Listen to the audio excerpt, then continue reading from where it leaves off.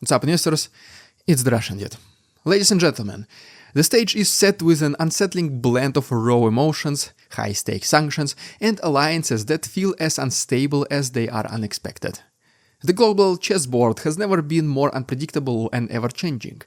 Accusations fly like shards of broken glass. Leaders trade toxic words over press conferences.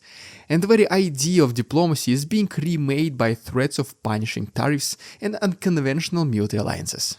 As the United States contemplates a daring tactic to weaponize its economic influence against Russia, and as whispers of foreign soldiers turning up on a battlefield far from home grow into shouting game between three superpowers, it becomes clear that no nation is spared from the fallout. He says 2 Chinese men were caught fighting alongside Russia in Ukraine. Ми взяли в полон китайських військових на території України. So today, let's explore a moment in history that redefines power, exposes political miscalculations, and brings the specter of unintended alliances to the forefront. We will talk about the broken promises, furious allies, and international soldiers involved in this bursting conflict. Things that were said just mere months ago are no longer relevant, and it gets increasingly difficult to predict where this war is going to be in the near future. President Trump's recent statements set off a storm of controversy that can only be described as an audacious geopolitical maneuver. We shall see if this is just a first step of a huge plan that no one sees coming, but for now, it does not look like that the things are working out in Trump's favor. In a moment of unvarnished frustration, Trump proclaimed his intent to unleash secondary tariffs on Russian oil, a move meant to penalize any nation or enterprise daring to trade with Moscow's military economy. The language was fiery, packed with the bravado of a leader who sees economic sanctions not just as a deterrence, but as potent weapons in an all-out trade war. The idea was bold. If Russia and the United States could not broker a ceasefire to end the bloodshed in Ukraine, the consequences for anyone daring to profit from the Russian oil would be as severe as 25 to 50% tariffs. And yet, a closer look reveals a plan built more on a bluff than on a solid ground of economic logic. What about the trade between Russia and the United States itself, some may ask? Honestly, it came by a surprise that both countries still do trade. However, the numbers are absolutely minimal. The lowest in more than 30 years, to be specific, all the way since the collapse of the Soviet Union. For example, the United States' total goods trade with Russia were an estimated $3.5 billion in 2024, and the US goods exports to Russia in 2024 were mere $526 million, a literal drop in the bucket for an almost $28 trillion economy.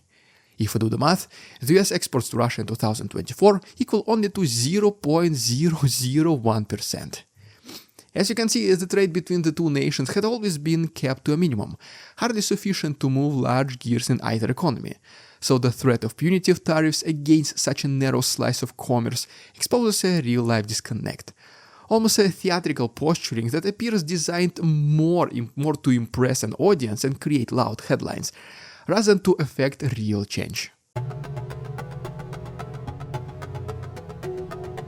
The rhetoric surrounding these tariffs threats has escalated into a form of political theater, one when the rules of international trade are tossed aside in favor of grandstanding and one-sided declarations.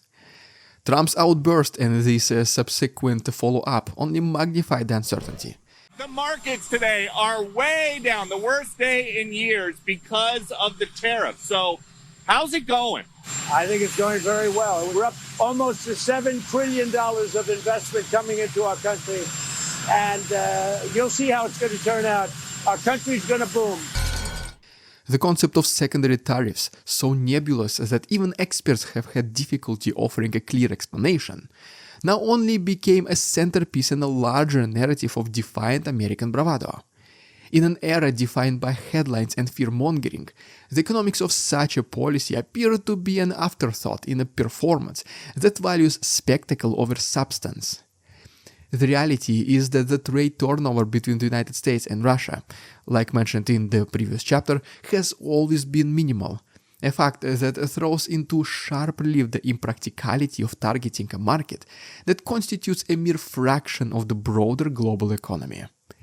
Yet, this has not deterred the administration from pressing forward with measures that, in theory, serve as both a bargaining chip and a shield to boost domestic political capital. The idea of sanctioning the companies and countries that engage with Russian oil is as much a strategy to unsettle opponents as it is to stimulate the internal narrative of strength.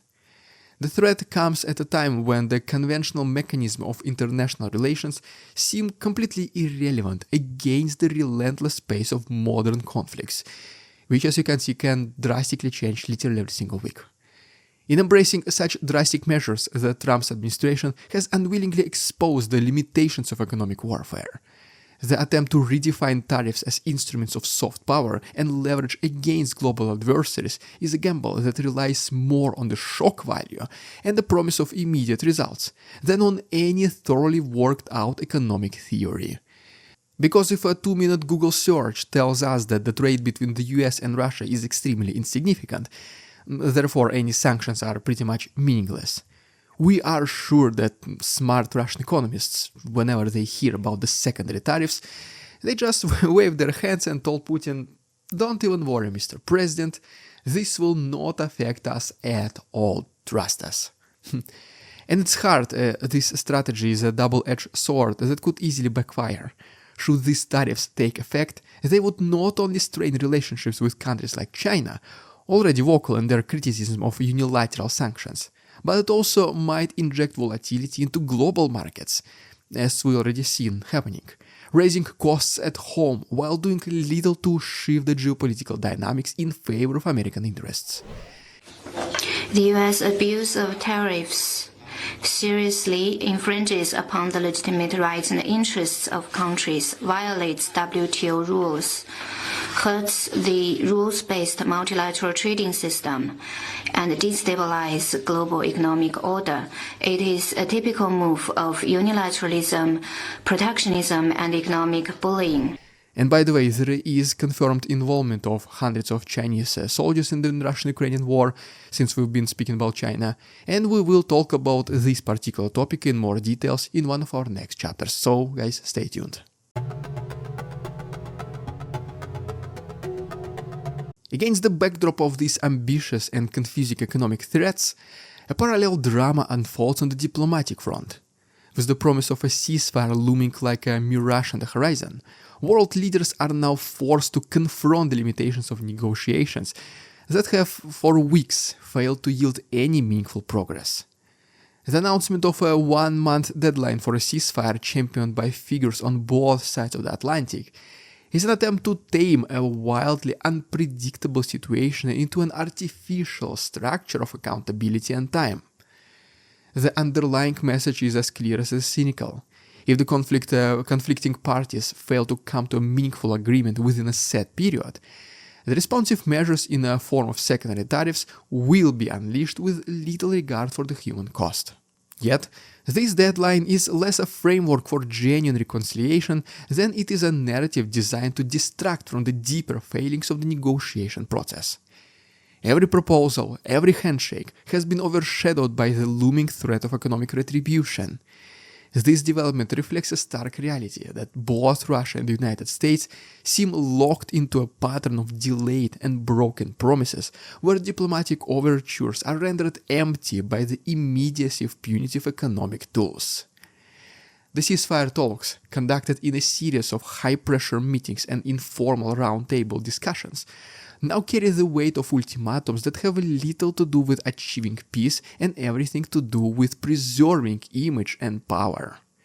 In many ways, this is the image of modern diplomacy, which is basically a chaotic dance in which promises of lasting peace are as ephemeral as they are contrived, and where the tools of negotiation are overshadowed by the allure of rapid, superficial victories. Trump himself must be very furious right now at Putin, though he said it more politically correct that he is, quote, very angry with him. 5% tariffs on Russian oil could happen any moment, and told me he plans to speak with President Putin this week. The president told me, quote, I was very angry, pissed off when Putin started getting into Zelensky's credibility. Who would have thought that Putin will promise you the world and then delay the fulfillment of his promises?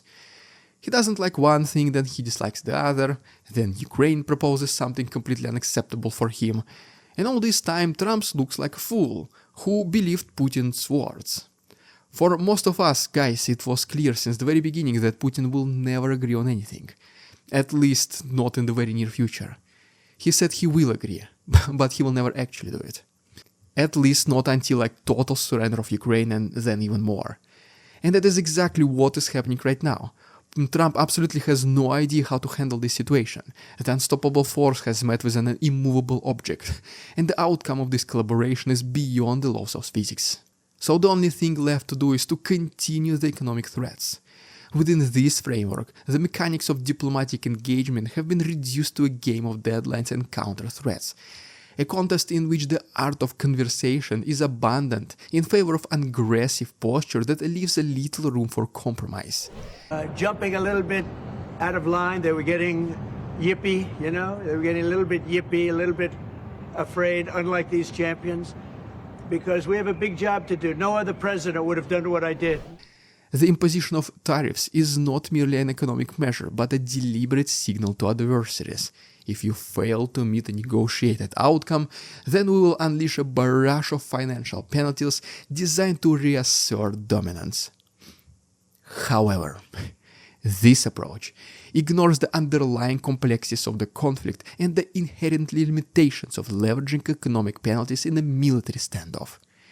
Instead of closing the gap between hostile forces, these measures risk widening it even further, as each side interprets the deadlines and threats through the lens of unarranged positions.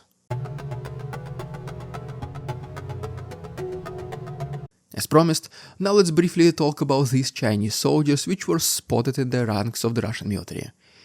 Ukrainian intelligence and high-profile declarations by the president himself, Vladimir Zelensky, have cast a revealing light on the long-held narrative of Chinese neutrality in this grueling conflict.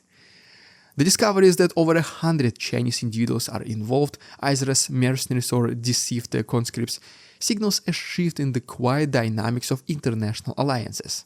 For Beijing, this is a double-edged development. On one hand, the long-standing policy of non-intervention appears to be fraying at the edges as economic and political ties with Russia strengthen. On the other, the very presence of these soldiers undermines China's self-portrayal as a responsible global mediator dedicated to peace. The implications of this development ripple through the geopolitical landscapes like shockwaves. The appearance of Chinese soldiers in Ukraine raises profound questions about the credibility of Beijing's public pronouncements and the true nature of its relationship with Moscow. Critics might argue that such involvement, whether orchestrated behind the scenes or as a spontaneous manifestation of individuals lured by economic opportunity, almost similar to Russians who never seen salaries like this ever in their lives, well, it all marks a very dangerous departure from China's formal stance on neutrality. In the highly charged arena of modern warfare, where every headline is a battle cry and every revelation is a potential flashpoint, the participation of these fighters could compel a radical rethinking of alliances. For those who have long dismissed Beijing's support for Russia as a mere economic convenience, this development now forces a confrontation with a more complicated reality. One where national interests blur the lines between ideological commitment and opportunistic self-interest. In the relentless narrative of global conflict, the intrusion of Chinese combatants into the battlefield serves as a metaphor for the uncontrollable forces at play. A reminder that in this era of hybrid warfare, the composition of armies is no longer determined solely by national borders, but by shifting allegiances and the unpredictable interplay of economic necessity and political ambition. The fact that these soldiers are identified not as agents of a centralized policy, but as individuals caught in an expansive web of conflicting loyalties, only heightens the drama even more. For observers and policymakers alike, the prospect of a more direct Chinese involvement in the military theater is as disquieting as it is transformative. It forces a critical reassessment of what neutrality means in a world where every nation, regardless of its size and ideology, seems drawn into the vortex of a conflict that refuses to respect conventional boundaries. Well, there you have it, guys. If you have not yet subscribed, please do it. And welcome. If you want to see bonus chapters for every single episode I make, it is going to be uploaded on my Patreon. The link is down below. Thanks so much for watching. See you tomorrow. We won't succumb to their tricks, the facade they try to sell. Their twisted words and feeble claims on us all they cannot quell. We see through their lies, their feeble attempts to sway. We do not believe in